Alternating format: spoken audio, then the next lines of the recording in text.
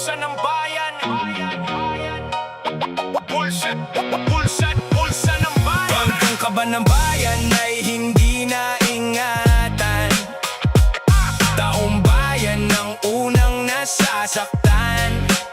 Kapag ang tiwala ay unti-unting nawawala, pati kinabukasan nadadamay na. Hindi ito kwento ng iisang tao, kundi sigaw ng buong baryo. Kung tapat ang puso, may pag-asang mabuo ang gobyernong tunay na para sa tao. Araw-araw pareho ang eksena, mahabang pila, bit-bit ang problema. Buwis na binayad, saan ba napunta? Bakit ang serbisyo parang laging kulang pa? May ospital pero kulang ang gamot, may paaralan pero bubong ay butas. May proyekto raw na bilyon ang halaga, pero sa kalsada lubak pa rin ang baha.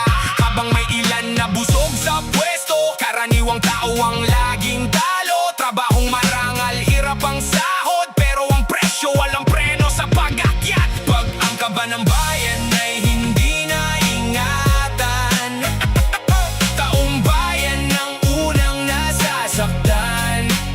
Kapag ang tiwala ay unti-unting nawawala, pati kinabukasan nadadamay na.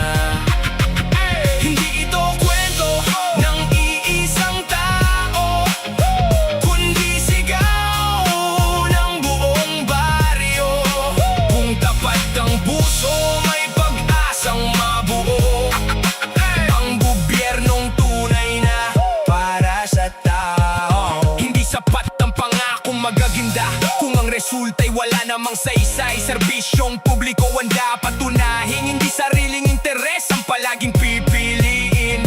Bawat pisong galing sa pawis ng masa dapat bumalik sa kanilang pag-asa. Sa kalusugan, edukasyong, kabuhayan, doon dapat makita ang pondo ng bayan.